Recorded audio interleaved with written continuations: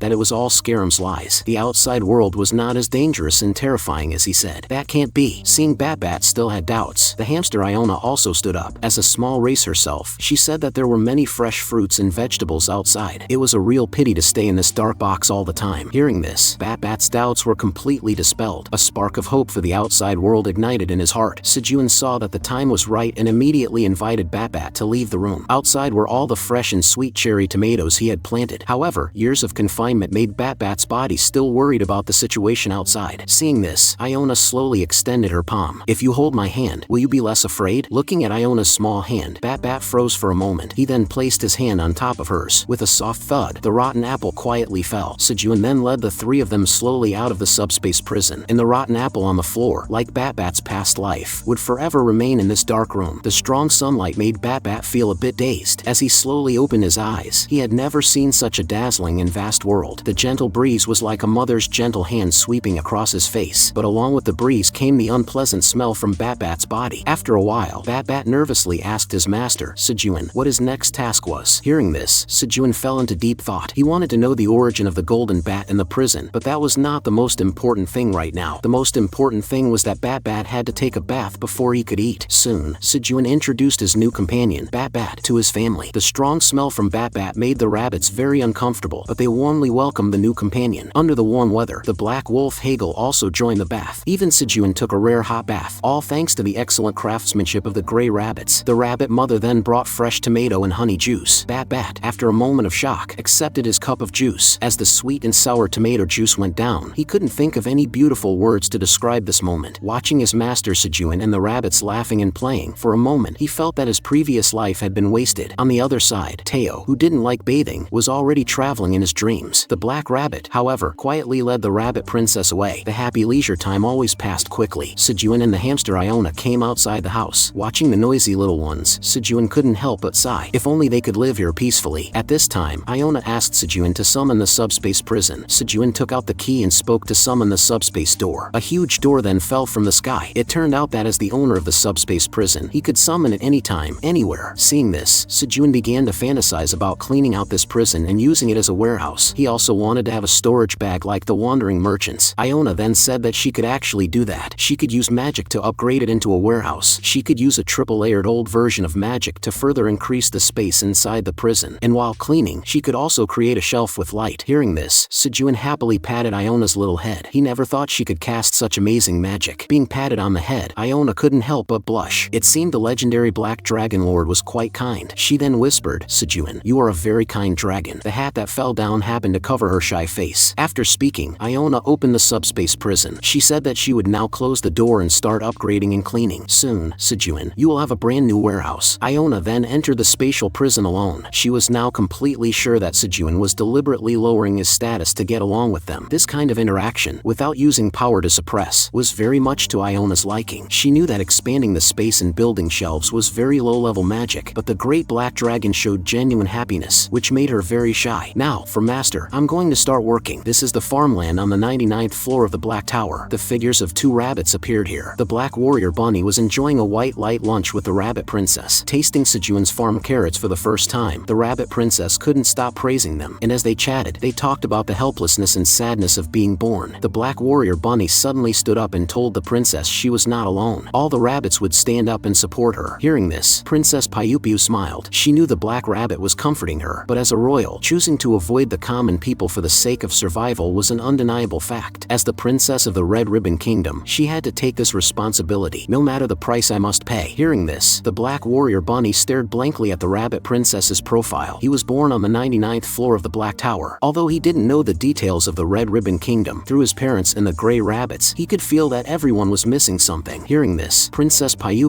was slightly puzzled. Black warrior bunny continued that the instinct in his blood was constantly reminding him that they must reclaim the beautiful Red Ribbon Kingdom. Princess Piu was touched by these words. So, Your Highness, I hope you will always lead us with a bright smile. Here, I'm called Black Rabbit, but my real name is Bayak. I heard that as a warrior rabbit, I can be a knight who protects the kingdom. I want to reclaim the Red Ribbon Kingdom from greed and return happiness to you, Princess. If I say I want to be your Black Rabbit Knight, will you agree? Then, two hands clasped tightly together. The Black Rabbit's sincere confession moved the Rabbit Princess. Just as the story was about to progress further, a fiery red figure poked out from the side. What are you doing? It scared the Black Rabbit so much he almost turned into a red rabbit. The little giant bear seriously told the Black Rabbit that everyone was looking for them, because before they could even attack the greed group, the 67th floor of the Black Tower had already been conquered by the locust swarm. Hearing this, the Black Warrior Bunny and Princess Piu knew that something was wrong. Soon, they returned to Sejun's side. The cats from Graner Village had already gathered here. It seemed that the two brothers, Ecchi and Elko, had just brought the people here, and they also brought the latest grim news from the 67th floor. Ecchi wanted to inform the hamster Iona, but was told that she was busy with other things. Sejun told Ecchi that if it's related to the magic tower, you can talk to Piu. He then recounted how the locust swarm on the 67th floor had evolved to the top level, could use poison gas attacks, and how the blade-like green onions could no longer hold them back. If it weren't for the cat Jeff happening to bring some detoxing green onions, the front lines might have already collapsed. Hearing this, Sejun quickly arranged tasks. Teo's backpack was filled with half blade-like green onions and half detoxing green onions. The other cat's bags were filled with food from the dungeon warehouse. Just then, a conspicuous white rabbit also brought Sejun's weapon over. Next, Sejun confirmed the current situation of the Black Tower with the administrator Ailen. I'm checking now. Ailen found no abnormalities after checking. Suddenly, a green pop-up notification appeared. This was a special pop-up for assigning missions to middle managers. You have received a middle manager mission. Please prevent the extinction of the jewel frogs in the Navia Heights on the 67th floor of the Black Tower. Sejun immediately understood that he had to go to the front lines on the 67th floor. The tower's administrator appoints you as a mid-level manager. In 30 seconds, you will be transported to the Navia Heights on the 67th floor of the tower. You can bring subordinates with you. Please select the subordinates to go with you. From his previous experience of going to Graner Village to clear out the frogs, Sejun knew that he would be teleported the moment he chose his companions. At this time, Administrator Ailen also said that this time, they would have to rely on Sejun and his group, because her grandfather Kaiser's current state couldn't help at all. Even though her dragon heart had grown, Sejun couldn't take many subordinates with him. Ailen was very worried about Sejun's safety this time. Hearing this, Sejun faintly said that this place was different from the human society that was about to perish. He was very confident in the crops he cultivated. So, don't worry, Ailen, you just need to trust in the Black Tower farmer, Sejun. Just then, Teao came over with the cats and said that all the materials were ready. The little giant bear was waving its stick on the side. This time, it was well fed and had no problem fighting. Princess Piu and the Black Warrior Bunny were shouting on the side. It turned out that Princess Piu wanted to use her magic to help Sejun on the battlefield, but the Black Warrior Bunny was very worried about her safety and insisted on going with her. Seeing this, Sejun smiled. He already had an idea in mind. Subordinate selection is complete. Departing for the 67th floor of the Black Tower. The next second, a flash of light passed, and Sejun, along with Teao, the little giant bear, the princess, and the Black Warrior Bunny, were teleported to a certain place. When Sejun came to his senses, he realized there was a swamp below. With a splash, they slammed heavily into the swamp. The swamp absorbed a lot of the force, allowing everyone to land safely. The water-fearing Teao could only cling tightly to Sejun's hat. After getting a clear view of their surroundings, they realized they were in a jungle swamp. If they encountered enemies here, there would be nowhere to hide. Princess Piu also gradually recovered with the help of the Black Rabbit. At this time, she saw a struggling face appear before her. Wasn't this a purple-grade locust? Seeing this, everyone knew something was wrong and turned to investigate. Sejun's face turned pale as if he had seen a ghost. Countless purple locusts were densely packed on the big tree in front of them. Seeing all the locusts swarming out and flying towards Sejun's group, and having to find the cause of the jewel frog's extinction and stop it, even a fool would know that the source of the jewel jewel frog's extinction was these locusts before them. Seeing no other way, Sejuan could only lead his few subordinates to break through the encirclement. He shouted, "For the Black Tower!"